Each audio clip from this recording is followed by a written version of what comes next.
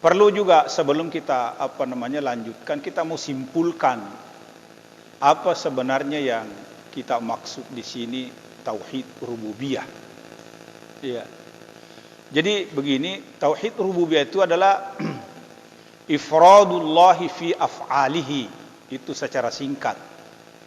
Mengesahkan Allah dalam seluruh perbuatannya. Iya. Jadi kalau terkait dengan perbuatan Allah itu adalah hubungannya dengan rububiyah Allah Ta'ala. Allah menciptakan perbuatan Allah. La syarikalah. Tidak ada sekutu di situ, tidak ada duanya. Bahkan tidak ada yang mampu untuk mengaku bahwa saya bersama dengan Allah yang menciptakan. Tidak ada. Allah yang mengatur segala urusan hambanya, itu perbuatan Allah, itu rububiyah Allah. La syarikalah, tidak ada sekutu baginya. Allah yang memberi rizki, rububiyah Allah. La syarikalah. Dan semua perbuatan Allah yang menggerakkan kita, Allah yang membuka mata kita, menjadikan mata kita melihat, menjadikan seluruh anggota tubuh kita bergerak. Itu semua adalah rububiyah Allah Subhanahu wa taala, la syarikalah, yang tidak ada sekutu baginya. Nah, itu singkatnya tentang rububiyah Allah Subhanahu wa taala. Jadi semua yang terkait dengan perbuatan.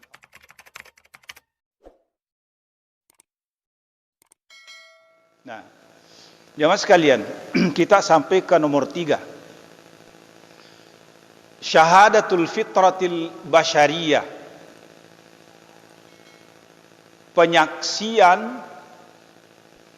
al-fitratul basyariyah. Al-fitratil basyariyah. Fitrah manusia. Jadi fitrah manusia itu fitrah yang mana? Yang as-salima, yang masih lurus, yang belum rusak. Ya, karena ada fitrah yang rusak. Ya. Birububiyatihi ta'ala, tentang sifat rububiyah Allah Subhanahu wa ta'ala. Ya. Wa iqraruha as-sarikhu bidzalik, dan pengakuannya yang secara terang-terangan tentang hal tersebut.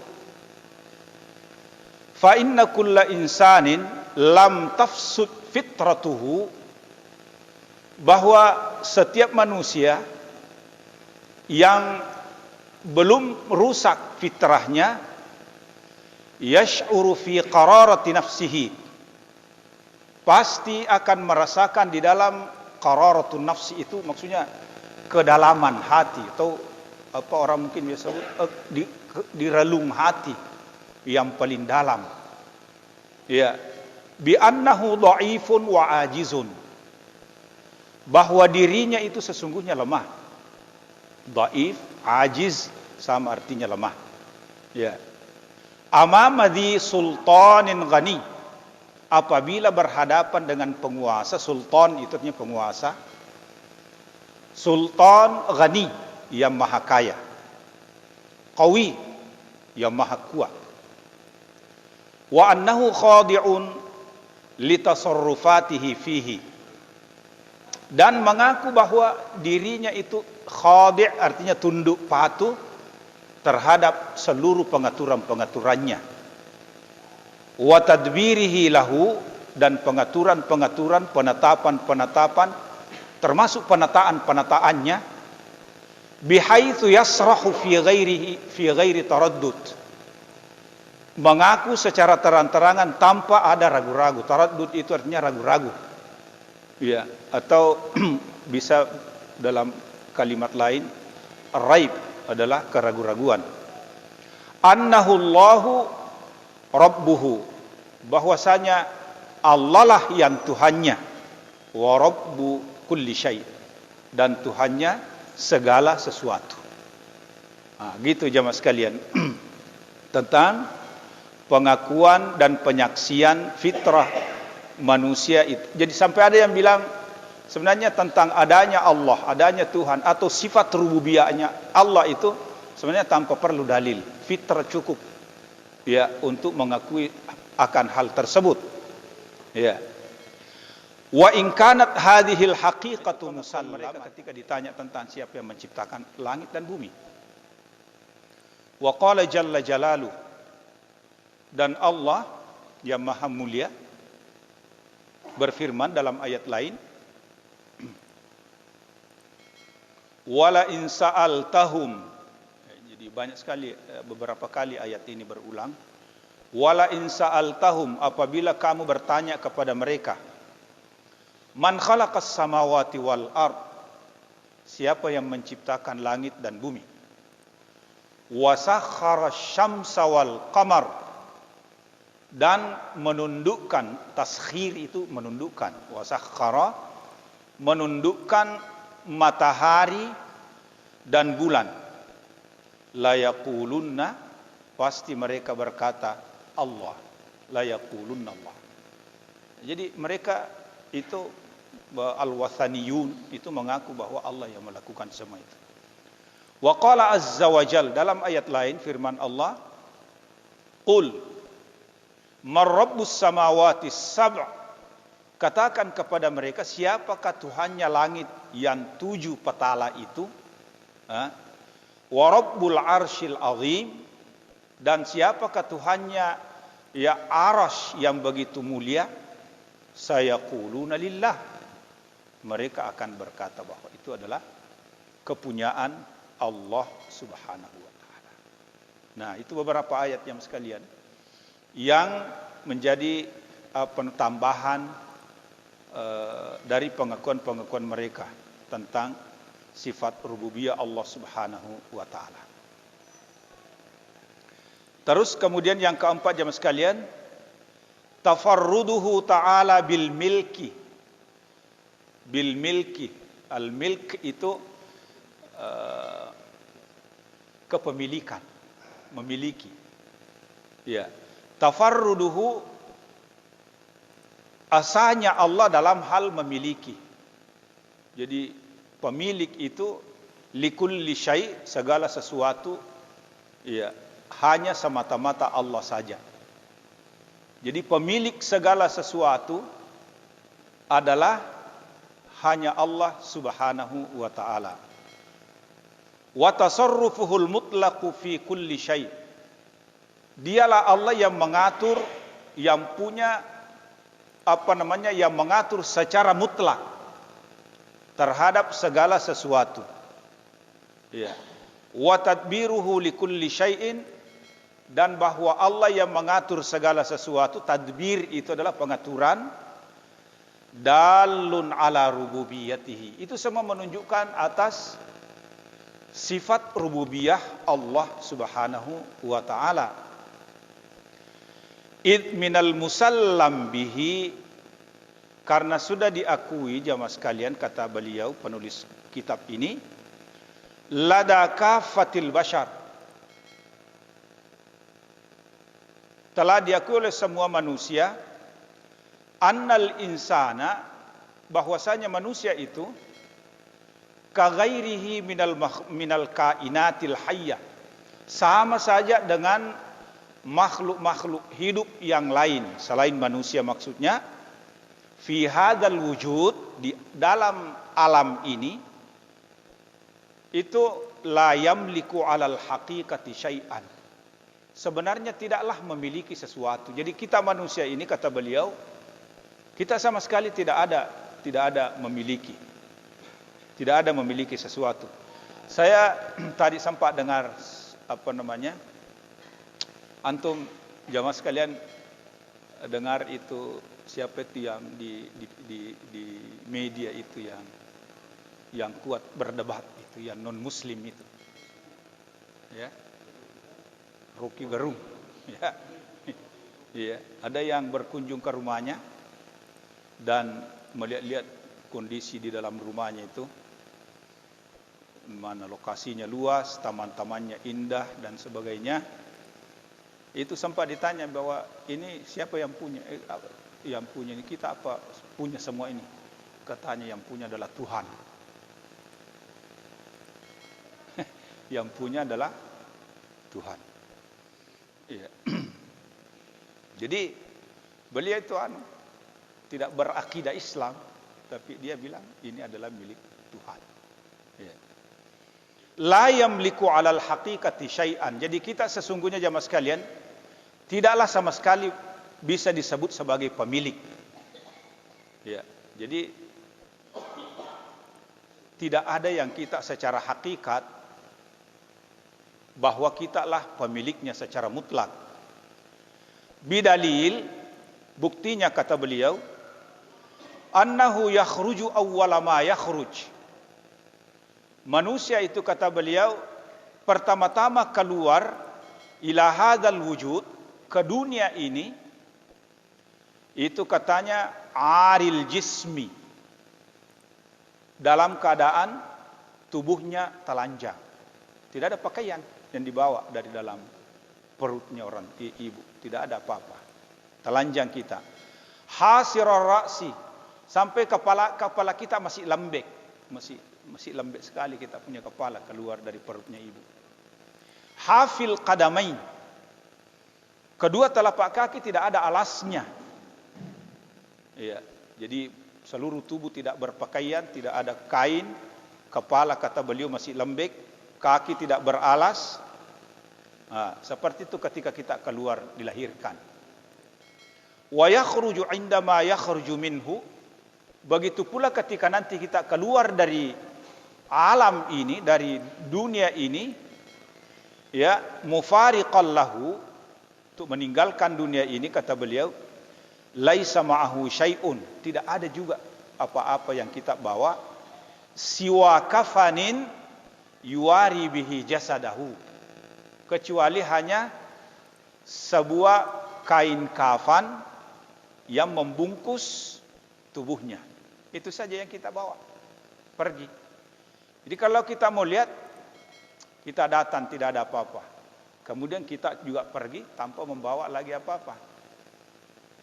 Jadi sebanyak apapun kita punya sekarang, yang kita tampung, kita tabung, kita simpan sekarang hari ini, tapi kalau kita nanti pergi, tetap kita tidak membawa, akan nanti menjadi miliknya orang lain, orang yang kita tinggalkan menjadi miliknya. Itu namanya warisan, ya, menjadi hak warisan. Ya. Fa kaifa idzan yasihhu an yuqal, kalau begitu keadaan kita jemaah sekalian, bagaimana bisa dikatakan innal insana malikun likulli syai'? Bagaimana bisa dikatakan manusia itu memiliki sesuatu? Alal haqiqah, secara hakikat, fi hadzal wujud, di dalam alam ini. Saya kira jelas sekali jamaah sekalian, kan setiap saat kita selalu bilang inna lillahi. Jadi bukan saja yang kita miliki adalah lillah, kita sendiri adalah lillah. Jadi memang inna lillah wa inna ilaihi raji'un. Itu sering kita ucapkan seperti itu. Jamaah sekalian, wa idza batala ay yakuna al insanu, kalau batal, kalau sudah batal pandangan bahwa manusia itu wa huwa asyrafu hadhil kainati, di mana manusia itu adalah makhluk yang paling mulia, malikan li syai'im minha, sebagai pemilik dari sesuatu daripadanya. Kalau begitu, famanil maliku idzan, itu sudah bertanya. Kalau kita manusia sudah jelas bukan kita pemilik secara hakikat, secara mutlak, terus siapa sesungguhnya yang memiliki? Al maliku huwallahu wallahu wahdahu, yang memiliki adalah Allah dan Allah saja semata-mata yang memilikinya. Iya. Wa biduni jadal, tanpa perlu diperdebatkan. Wala syakka wala raib, tidak ada keraguan-raguannya. Begitu jemaah sekalian. Terus kemudian beliau katakan wa ma qila wa sullima fil milkiyah, penjelasan kita tentang kepemilikan ini, wa yusallam, dan kita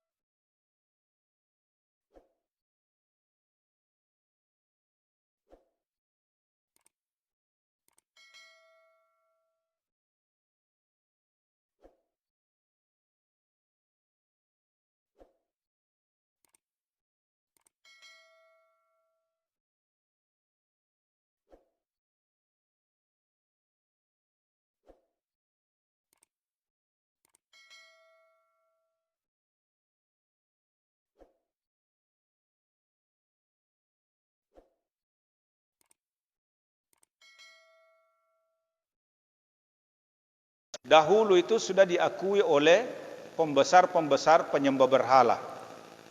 Ya. Sajjala dzalikal Qur'anul Karim, itu juga dicatat dalam Al-Qur'an fi ghairi suratin min suwari. Di dalam bukan cuma satu surah saja dalam Al-Qur'an tentang sifat memberi rezeki, bahwa yang memberi rezeki hanya Allah saja. Itu juga diakui oleh pembesar paganisme, penyembah berhala. Dan itu juga dicatat di dalam Al-Quran pengakuan itu. Kita lihat ayatnya. Qul may yarzuqukum minas sama'i wal ard. Katakan kepada mereka. Ini ayat. Siapa yang memberi rezeki kamu dari langit dan dari bumi. Jadi kan rezeki itu kan asalnya memang dari langit. Allah turunkan rezeki itu dari langit. Amman yamliku sam'a wal absar. Siapa yang memberi kita as-sam', pendengaran, wal absar, penglihatan. Wa may yukhrijul hayya minal mayyit. Ini semua terkait dengan perbuatan Allah Subhanahu wa taala. Dan siapakah yang mengeluarkan yang hidup dari yang mati? Wa may yukhrijul hayya minal mayyit wa yukhrijul mayyita minal hayyi, dan mengeluarkan yang mati dari yang hidup. Wa may yudabbirul amr, dan siapakah yang mengatur urusan makhluk ini? Fasayaquluna Allah, pasti akan mereka menjawabnya bahwa Allah. Faqul, maka katakan kepada mereka, afala tattaqun. Ya, kenapa atau tidakkah kamu mau menjadi orang-orang yang bertakwa? Fadzalikumullahu rabbukum al-haq. Itulah Allah sebagai Tuhanmu yang hak. Famadza ba'dal haqqi illa dhalal. Maka apakah setelah yang hak itu kecuali hanya kesesatan saja. Ya, itu disebutkan dalam ayat. Nah, jamaah sekalian, ini penjelasan terakhir di bab ini tentang iman kita kepada rububiyah Allah Subhanahu wa taala. Jadi tidak benar jamaah sekalian dalam akidah kita apabila ada satu perbuatan yang hanya Allah saja berhak memilikinya, kemudian kita sandarkan kepada selainnya. Ya, itulah sehingga dalam hal rezeki misalnya kita sudah mengakui dan mengimani ketika Allah misalnya berfirman begini, wa ma bikum min ni'matin faminallah. Apa saja yang kita miliki, yang kita rasakan berupa nikmat, itu pasti datanya dari Allah. Ini namanya menyandarkan nikmat kepada Allah. Allah sebagai pemberi nikmat yang disebut dengan mun'im, yang memberi nikmat. Jadi kita tidak bisa menyandarkan nikmat itu kepada selain Allah, sekecil apapun nikmat itu. Pasti datanya dari Allah Subhanahu wa taala. La syarikalahu. Tidak ada sekutu baginya. Jamaah sekalian, kita masuk ke bab selanjutnya, al-babus tsalits, bab yang ketiga, yaitu al-imanu bi ilahiyatillahi ta'ala lil awwalina wal akhirin. Nah, sekarang kita masuk bab baru jamaah sekalian, tentang iman kepada sifat ilahiyah atau sifat uluhiyah Allah Ta'ala. Jadi rububiyah tadi sudah, semua yang terkait dengan perbuatan Allah. Sekarang kita masuk kepada iman kepada ilahiyah. Kalau kita lihat lagi apa itu ilahiyah Allah, yang biasa disebut dengan tauhid uluhiyah. Ya, itu biasa juga disebut dengan tauhidul ibadah. Tauhidul ibadah. Ya, syukran. Terima kasih banyak. Ini cenderung kepada perbuatan hamba. Jadi di sini bukan lagi perbuatannya Allah Ta'ala. Ya, tapi ini adalah perbuatan dari hambanya, dari kita, dari manusia. Itu namanya tauhid uluhiyah. Nanti kenapa disebut tauhid? Kenapa mau ditauhid? Kalau itu adalah perbuatan kita. Nanti kita lihat penjelasannya di sini sekalian. Di sini disebut yu'minul muslimu bi uluhiyatillahi ta'ala. Seorang muslim harus beriman kepada sifat uluhiyah Allah Ta'ala li jami'il awwalina wal akhirin. Ya, bagi semua manusia, baik manusia yang dahulu maupun yang terakhir. Wa annahu la ilaha ghairuhu. Dan sesungguhnya la ilaha. Coba kita lihat, la ilaha ghairuhu. Tidak ada ilah selainnya. Tadi ketika kita baca tentang rububiyah itu dikata la rabba siwa. Tidak ada Tuhan selainnya. Di sini tentang uluhiyah disebut la ilaha ghairuhu. Tidak ada ilah selainnya, artinya tidak ada ilah yang berhak disembah. Ya. Tidak ada ilah yang berhak disembah selainnya. Siapa yang menyembah, siapa yang beribadah adalah kita, hambanya. Makanya tauhid uluhiyah itu disebut juga tauhid ibadah.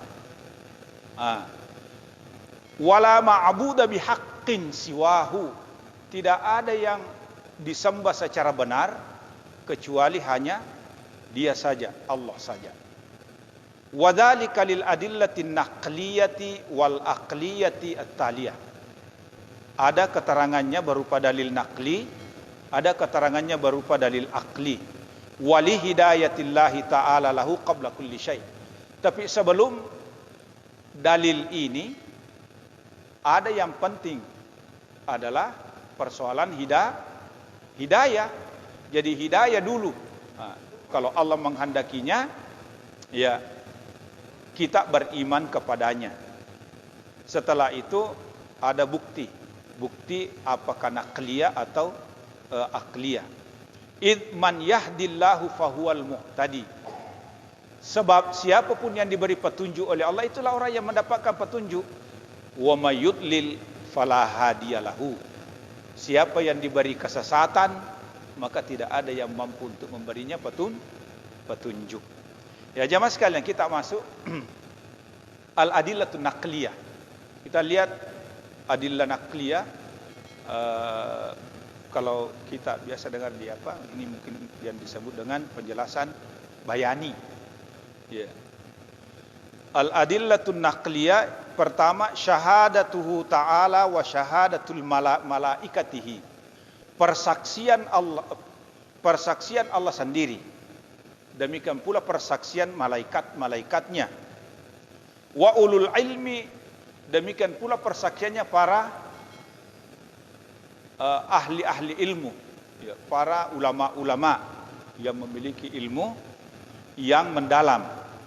Ala uluhiyatihi subhanahu wa ta'ala, atas sifat uluhiyahnya Allah subhanahu wa ta'ala. Faqad jaa fi surati Ali Imran, misalnya ada di dalam surah Ali Imran. Kita bisa lihat kata Allah Ta'ala, syahidallahu annahu la ilaha illahu. Telah bersaksi Allah bahwa tiada ilah yang berhak untuk disembah melainkan Dia. Itu persaksian dilakukan oleh wal malaikatu, demikian pula malaikatnya, wa ulul ilmi, demikian pula orang-orang yang memiliki ilmu, qaiman bil qist, ya, mereka dengan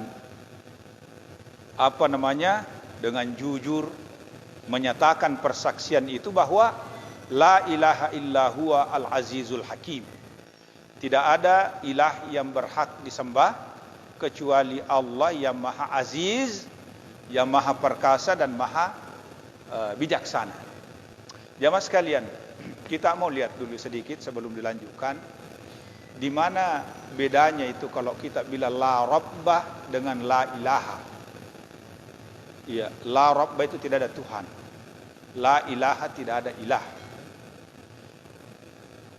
Di mana bedanya, padahal yang dimaksud kedua-duanya adalah Allah juga itu sendiri. Sangat berbeda jemaah sekalian. Kita punya syahadat kan berbunyi la ilaha illallah. Dengan itu orang bisa masuk Islam. Jadi kalau ada orang non muslim misalnya mau masuk Islam harus melalui pintu la ilaha illallah. Tapi kalau dia bilang la rabba illallah, tidak ada Tuhan selain Allah, tidak bisa, belum bisa dikatakan sudah masuk Islam. Belum bisa. Padahal yang dimaksud Rabb dengan ilah adalah Allah. Kenapa ini belum bisa masuk Islam sedangkan ini sudah bisa masuk Islam? Jamaah sekalian, ya karena la rabba illallah, mereka memang sudah akui itu. Sudah akui begitu memang. Cuma di saat mereka mengakui seperti itu, la rabba illallah, mereka mengakui tapi persoalannya masih menyembah selain Allah. Jadi mereka masih beribadah kepada selain Allah. Nah, maka ini yang penting untuk mau masuk menjadi muslim, maka pintunya adalah la ilaha illallah dan bukan la rabba illallah. Baik. Yang kedua jamaah sekalian, ikhbaruhu ta'ala bidzalika fi ghairi ayatin min kitabihil aziz. Allah sendiri yang memberitakan dalam banyak ayat, ya, dalam artinya 1-2 ayat yang menyampaikan. Pertama kita lihat firman Allah, Allahu la ilaha illa huwa. Itu ayat. Allahu la ilaha illa huwa. Allah la ilaha illa huwa. Ya, tidak ada yang berhak disembah kecuali Dia. Al-Hayyu, yang maha hidup. Jadi Allah itu adalah hidup. Al-Hayyu, Al-Qayyum. Al-Qayyum itu ini di ayatul kursi, di ayatul kursi. Al-Qayyum itu artinya jamaah sekalian terus menerus mengurus. Ya, terus menerus mengurus, tidak pernah berhenti mengurus. Ya, itu Allah mengatur, tidak pernah berhenti. Itu namanya Al-Qayyum. La ta'khudhuhu sinatun. Tidak pernah Allah itu mengantuk. Tidak pernah Allah mengantuk. Wala naum. Tidak pernah juga tidur. Ya, sebab kedua ini menyalahi sifat kesempurnaan uluhiyahnya atau rububiyahnya, ketuhanannya. Kalau Allah tidur, bagaimana caranya? Ada nanti sesuatu yang tidak ini. Ya. Dalam firman yang lain, wa ilahukum ilahun wahid. Dan Tuhanmu adalah Tuhan yang satu. La ilaha illa huwa ar-Rahmanur Rahim. Ya, saya kira jamaah sekalian, karena seringnya itu kalimat kita terjemahkan berkali-kali berulang-ulang, saya yakin sudah ada kalimat yang sekalipun tidak diterjemahkan sudah bisa mungkin ditangkap, oh ini artinya. Seperti tadi la ilaha illahu sudah berkali-kali kita terjemahkan. Ya, pasti insyaallah bisa ditangkap terjemahannya. Ar-Rahmanur Rahim ialah Allah yang Maha Pengasih lagi Maha Penyayang. Wa qala li nabiyhi Musa alaihi salam. Kita lihat sabda firman Allah. Ya, kadang-kadang juga kadang-kadang saya lihat ada yang mengucapkan Allah bersabda. Bisa kita lihat di tafsirnya Buya Hamka, tafsir Al-Zahar biasa menyebutkan itu Allah bersabda. Ya. Sabda Allah. Ya, sebenarnya itu hanya terjemahan dari kata qala. Bahasa Arabnya bilang qala. Ada yang mengartikan berfirman, berkata, bilang. Bahasa Indonesianya banyak sekali. Ya. Ya. Tapi artinya qala. Terjemah bahasa Arabnya qala. Jadi firman Allah yang lain, wa qala li nabiyhi Musa alaihi salam. Firman Allah kepada Nabi Musa alaihi salam. Innani anallahu, sesungguhnya aku adalah Allah, la ilaha illa ana, tidak ada ilah kecuali saya, kecuali aku, fa'budni, oleh sebab itu beribadalah kepadaku. Ya. Wa qala li nabiyyina Muhammadin sallallahu alaihi wasallam. Dan Allah berfirman kepada Nabi Muhammad, maksudnya ditujukan kepada Nabi, fa'lam, ketahuilah, annahu la ilaha illallah, bahwasanya tidak ada ilah yang berhak disembah kecuali Allah. Wa qala mukhbiran an nafsihi, Allah juga berfirman tentang dirinya, ya. Huwallahu alladzi la ilaha illa huwa, dialah Allah. Ini Allah berfirman tentang dirinya. Huwallahu alladzi la ilaha illa huwa, dialah Allah yang tidak ada ilah selainnya yang berhak disembah. Alimul ghaibi wasyahadah, ialah yang mengetahui seluruh yang gaib, yang tersembunyi, yang kita tidak bisa menginderanya, tidak bisa kita lihat, tidak bisa kita raba, pokoknya tidak bisa dijangkau oleh indera kita, namanya gaib. Wasyahadah, demikian pula yang nampak, yang bisa kita saksikan secara terangan. Huwar Rahmanur Rahim, dialah Allah yang Maha Pengasih lagi Maha Penyayang. Huwallahu alladzi la ilaha illa huwa, diulangi lagi dalam satu ayat berulang-ulang itu untuk mentakkid bahwa benar-benar tidak sembahan manusia kecuali hanya Allah saja. La ilaha illa huwa al-malikul quddus, yang Maha merajai. Al-Malik itu, Al-Malik merajai. Kalau Al-Milk memiliki, tulisannya sama, beda bacanya. Al-Quddus yang maha suci. Al-Quddus itu maha suci. Itu yang kedua jamaah sekalian. Yang ketiga, kita masih tambah sedikit.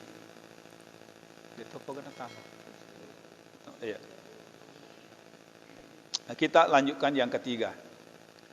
Sebagai dalil naqli tentang ilahiyah dan uluhiyah Allah Ta'ala. Ikhbaru rusulihi alaihimus salatu wassalamu bi uluhiyatihi ta'ala. Berita dari rasul-rasul Allah, ya, alaihimus salatu wassalam bi uluhiyatihi ta'ala, tentang uluhiyahnya Allah. Wa da'watu umamihim ilal i'tirafi biha, serta dakwah mereka para rasul itu kepada umat-umatnya untuk mengakuinya. Wa ila ibadatihi ta'ala wahdah, dan untuk beribadah kepada Allah semata-mata duna siwa, tanpa selainnya. Fa inna Nuhan qala, coba kita lihat berita dari tentang Nabi Nuh. Nabi Nuh itu berkata, ya qaumi u'budullaha ma lakum min ilahin ghairi. Jadi menyembah atau beribadah kepada Allah saja semata-mata itu sudah dari sejak Nabi Nuh, sudah dikumandangkan oleh Nabi Nuh sendiri. U'budullaha ma lakum min ilahin ghairu, beribadahlah kepada Allah, tidak ada Tuhanmu yang berhak disembah selainnya. Itu Nabi Nuh. Ya, jadi dakwah tauhid itu bukan di zamannya atau di dakwahnya Nabi kita Muhammad SAW saja, tapi sejak dari Nabi Nuh. Ya. Ya qaumi ibudullaha ma lakum min ilahin ghairu. Wa kanuh, sebagaimana Nabi Nuh, Nabi Hud juga begitu. Nabi Saleh, Nabi Syuaib. Ya, semua berkata seperti itu. Ya qaumi ibudullaha ma lakum min ilahin ghairu. Ya. Itu di dalam ayat kita bisa lihat di dalam surah Yunus beberapa ayat di situ, ya. Wa ila adin akhahum hudan, Nabi Hud diutus kepada kaum Ad, ya. Wa ila madyana akhahum syuaiban, kepada kaum Madian diutus Nabi Syuaib, ya, dan seterusnya. Ma minhum ahad illa qala, tidak ada satu di antara mereka melainkan mereka berkata, ya qaumi ibudullaha ma lakum min ilahin ghairu, wahai seluruh kaumku, beribadahlah kepada Allah, tiada Tuhanmu selain Allah yang berhak disembah. Wa qala Musa li bani Israil, Nabi Musa berkata kepada kaumnya Bani Israil, a ghairallahi abghikum ilahan, apakah kamu menginginkan saya mencarikan Tuhan selain Allah? Wa huwa faddalakum alal alamin, Padahal dialah Allah yang telah memuliakan kamu di atas alam ini, lebih mulia dari seluruh makhluk yang lain. Ya. Qalahu li bani Israil lamma talabu minhu an yaj'ala ilahan sanaman ya'budunahu. Itu pengingkaran Nabi Musa terhadap kaumnya Bani Israel ketika Bani Israel minta kepada Nabi Musa untuk diberikan atau ditemukan Tuhan untuk kemudian disembah selain Allah. Wa qala Yunus fi tasbihihi. Nabi Yunus dalam bertasbih beliau katakan begini, la ilaha illa anta subhanaka inni kuntu minadh zalimin. Ini menjadi doa kita. La ilaha illa anta, pernyataannya Nabi Yunus, tidak ada ilah yang berhak disembah kecuali Engkau. Subhanak, maha suci Engkau ya Allah. Inni kuntu minadh zalimin, sesungguhnya aku tergolong orang-orang yang zalim. Wa kana nabiyyina sallallahu alaihi wasallam yaqulu fi tashahhudihi fi shalah. Dan Nabi kita Nabi Muhammad SAW itu berkata dalam tasyahud dalam salat.